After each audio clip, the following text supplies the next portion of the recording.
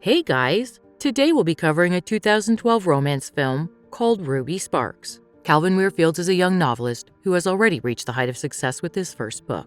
He is currently struggling to write his second novel because of a lack of ideas. One morning, he dreams of a girl with a sweet voice talking to him. Although it is just a dream, something about the girl makes him feel calm. That day he goes to the gym with his brother Harry and talks about the dream. He also complains about his writer's block and is worried that his first book will end up being his only successful work. Harry wants Calvin to dive into the dating world, but Calvin is a shy person. He thinks every girl who is interested in him is only interested in an idea they formed after reading his book. He also goes to a therapist on a weekly basis to discuss his antisocial behavior. The therapist made him get a dog a few months ago to help his anxiety. Calvin hoped that the dog Scotty would help him make friends since people would want to pet him when they are outdoors. However, this never happened because Scotty is shy and doesn't like to socialize. The therapist sighs and asks Calvin to write an essay about Scotty's purpose in his life before the next session. Later the same day, Calvin is invited to a program where his work as a novelist is praised. He meets many of his fans and has a great event. At home, he is surprised by a trash room and Scotty in the middle of it. Instead of disciplining the dog, Calvin simply goes to sleep on the couch. In the following scene, Calvin and Scotty are in a park when a young woman approaches them. She introduces herself as Ruby Sparks and starts petting the dog. She also sits by them and offers to draw a picture of Scotty. Calvin is left stunned by the attention he is getting, but accepts it happily. A while later, he gets up to leave, but Ruby stops him and hands him the picture she made. She also comments that she likes Scotty just the way he is. Suddenly, Calvin wakes up on his couch and realizes he was just dreaming. Although he would love to meet a woman like that one day, for now, he decides to depict her as a character in his novel. For the first time since his last book, he feels his passion for writing flowing from himself. In the next few days, he types continuously and completes the first chapter of the book. Then he goes to see his therapist again. In contrast to how he was the last time, Calvin is flowing with energy. He claims that he cannot sleep, eat, or go out of the house because all he wants to do is write about Ruby Sparks. But then it hits him that he is falling in love with someone he created in his head. He says it out loud to the therapist, who remains professional and suggests solutions. Calvin also complains about his ex-girlfriend Lila, who left him at the lowest point of his life when his father died. The therapist validates his feelings and asks him more about Ruby. Calvin tells him the entire background story he has imagined that Ruby would have, from her hometown to the name of her last boyfriend, and so on. The next day, Harry and his wife Susie come over to Calvin's house with their kid. Calvin finds a woman's razor in his bathroom. Before he asks Susie about it, his brother shows him a bra that he found on the couch. Calvin rationalizes that Scotty must have dragged it inside from his neighbor's dumpster. At night, Calvin and Harry chat by the swimming pool.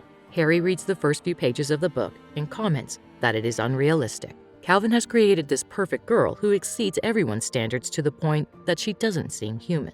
After the guests leave, Calvin writes the next chapter of his book where Ruby confesses that she likes him too. The next morning, Calvin wakes up and comes downstairs to meet the biggest surprise of his life. Ruby, in flesh, is standing in front of him. She touches him, which freaks him out, making him run back to his room. He calls his therapist, who doesn't pick up. Calvin tells himself that he is just dreaming, trying to come back to reality. When he calms down enough, he looks back down to see Ruby is still in his house. Then he hides under his table and calls his brother, who dismisses him since he is in a meeting. As a last resort, he tries getting out of the house, but Ruby joins him. He somehow gets rid of her and meets a stranger at a restaurant. As the two talk, Ruby approaches them and accuses him of cheating. The stranger sees Ruby, which proves that she is not just a product of his imagination. He panics even more and confirms with the waiter that she is in fact real. A furious Ruby storms off, but in a moment of frustration, Calvin picks her up and kisses her. The two make out and eventually start dating. It takes Calvin some time to get used to his new girlfriend, but she is everything he wanted in his partner. A week later, Calvin meets Harry and tells him everything about Ruby.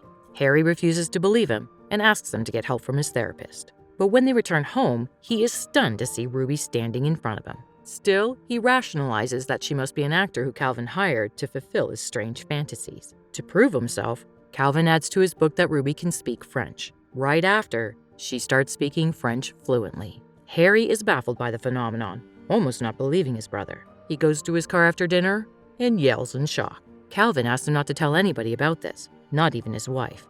3 months pass by in a blink of an eye, and Calvin couldn't be more in love with Ruby. His mother Gertrude constantly invites them to visit her, but Calvin dismisses it every time, knowing that his relationship with Ruby isn't normal. But when he notices that Ruby is sad about it, he rethinks his decision and decides to take her to Gertrude. Ruby and Gertrude get along instantly because of their shared interest in art. They also meet Gertrude's carpenter boyfriend Mort. He is carefree and wild, everything that Calvin's father was not.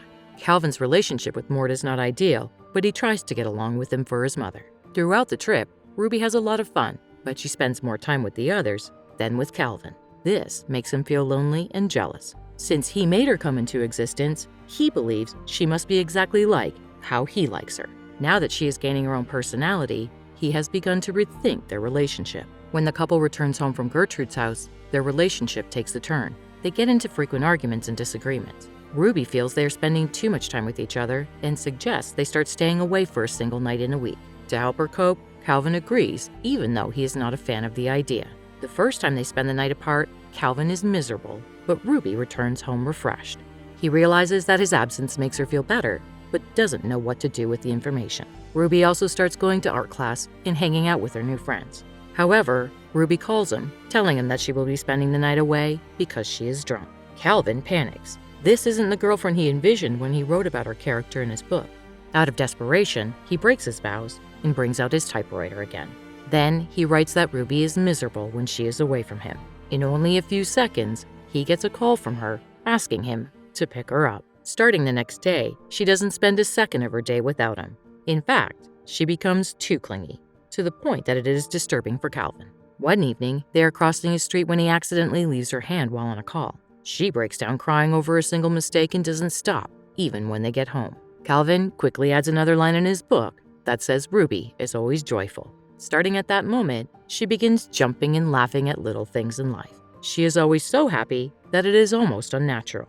Calvin talks to his brother about this, but even Harry doesn't know if what he is doing is ethical. Calvin registers that he is making too many changes in her personality and decides to add a final line to make everything go back to normal.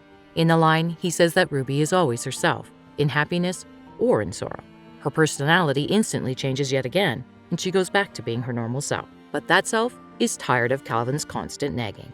He asks her to come with him to a party when she just wants to stay home and watch TV. They get into an argument like before, but Calvin manages to calm her down. He makes her understand that the party might freshen her mood. They attend it that evening, and Calvin gets busy with his acquaintances, leaving Ruby on her own. She wanders off to the pool and tries getting in. Right then, Calvin's friend spots her and starts flirting. He gets inside the pool, asking her to strip and join him. Ruby doesn't think much of it before taking her dress off. Outside, Calvin runs into his former girlfriend Lila. They share an awkward conversation that ends up in conflict. Lila claims that Calvin is too much of a control freak to be with anyone. When Calvin goes looking for Ruby, he finds her half naked and about to get into the pool. He immediately makes her redress and brings her back home.